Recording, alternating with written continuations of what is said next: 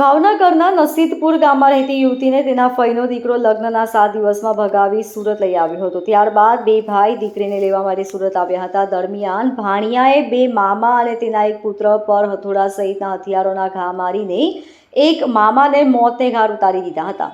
ભાણિયાને બે મામાઓ પર ઘાતક હુમલો કરતા એકનું મોત નીપજ્યું છે, ત્યારે અન્ય એક મામા હાલ જીવન મરણ વચ્ચે ઝોલા ખાઈ રહ્યા છે। હાલ તો પોલીસે આ મામલે વધુ કાર્યવાહી હાથ ધરી છે।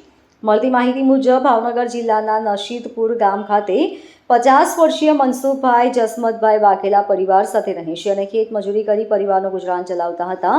તેમના 45 વર્ષીય નાના ભાઈ બાબુભાઈ વાઘેલાની દીકરીને તેમની જ બહેનનો દીકરો વિશાલ 20 દિવસ પહેલા ભગાવીને લઈ ગયો હતો। ત્યારબાદ દીકરીને પરત લઈ આવ્યા હતા અને 8 દિવસમાં દીકરીના અન્ય જગ્યાએ લગ્ન કરાવી દીધા હતા। દીકરીના લગ્નના 7 જ દિવસમાં વિશાલ ફરી મામાની દીકરીને ભગાવીને સુરત લઈ ગયો હતો। મનસુખ અને બાબુભાઈને જાણ થતાં દીકરા વિક્રમ સાથે ભાવનગરથી ગતરોજ સુરત આવ્યા હતા। વિશાલ અને તેમની દીકરી પુણાગામ વિસ્તારમાં આવેલી નીલગિરીમાં હોવાની જાણ થઈ હતી। ત્યારબાદ મનસુખભાઈ અને બાબુભાઈ બંને નીલગિરી ઝુંપડપટ્ટી પાસે પહોંચ્યા હતા અને વિશાલને તેમની દીકરી અંગે પૂછ્યું હતું। વિશાલ સહિત 7 જેટલા લોકોએ મનસુખભાઈ, બાબુભાઈ અને તેમના દીકરા વિક્રમ પર હથોડા સહિતના હથિયારો સાથે હુમલો કરી દીધો હતો।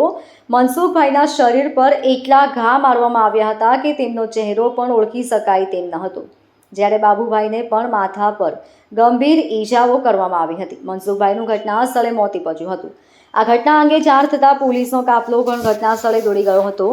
બાબુભાઈને 108માં હોસ્પિટલ ખાતે સારવાર અર્થે ખસેડવામાં આવ્યા હતા, જ્યાં તેમની હાલત ખૂબ જ ગંભીર હોવાથી ખાનગી હોસ્પિટલમાં ખસેડવામાં આવ્યા છે। ખાનગી હોસ્પિટલમાં બાબુભાઈ જીવન મરણ વચ્ચે ઝોલા ખાઈ રહ્યા છે। હાલ તો પોલીસે આ મામલે વધુ કાર્યવાહી હાથ ધરી છે। મારું નામ રાજેશ મનસુખભાઈ વાઘેલા, ગામ ઘટનામાં તો એવું છે કે 20 દિવસ પહેલાં મારા કાકા બાબુ છે ને એની છોકરી આ લોકો ભગાડી આવ્યા હતા, સામેવાળા જે વનરાજ માઠું છે, પ્રકાશ માઠું છે, વિશાલ માઠું છે ને એક હાર્દિક માઠું કરીને છે અને દેવલબેન માઠુભાઈ છે, સારોલિયા ગામ એમનું છે, થોરાળી તાલુકો છે શિહોર અને જિલ્લો ભાવનગર। ત્યાર પછી 20 દિવસ પહેલાં મારા કાકાની છોકરી ભગાડીને લઈ ગયા હતા, એને સુરતમાં લઈને ગયા હતા।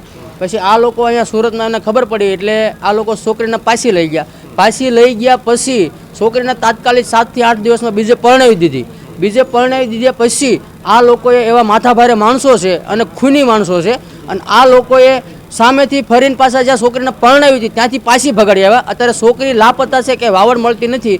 ત્યાર પછી મનસુખભાઈ, બાબુભાઈ અને બાબુભાઈનો દીકરો વિક્રમ આ 3 લોકો ગામડેથી કોઈને કીધા કરવા વગર સીધા આ લોકો અહીંયા સુરતમાં આવ્યા। નીલગિરી વિસ્તાર કહેવાય છે, પર્વત પાટિયાની આજુબાજુ, ત્યાં ગયા એટલે જઈને પૂછ્યું એટલે ડાયરેક્ટ આ લોકો માથે હુમલો કર્યો અને મનસુખભાઈ મારા પપ્પા છે એક્સપાયર થઈ ગયા અને બાબુભાઈ અત્યારે સિરિયસ કોમામાં છે।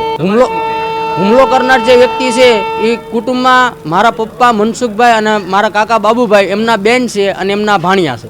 હુમલો કરવામાં તો એવું છે સાહેબ કે મનસુખભાઈને માથામાં પૂરી તરીકે ઈજા થઈ છે। કેટલા ઘા થયા છે એનું કોઈ નક્કી નથી, કેમ કે માથાનું કોઈ હરખું એંધાણ છે નહીં અને તીક્ષ્ણ હથિયારથી અને લોખંડ ફોડવાના ઘણથી એટલે હથોડાથી આ લોકોને મારવામાં આવેલો છે। મારી માંગણી એવી છે સરકાર પાસે કે અમને આમાં ઇન્સાફ આપો અને આ લોકોને જે કડકથી કડક સજા થાય અને ફાંસી થાય તો અમારા માટે બેસ્ટ જ છે।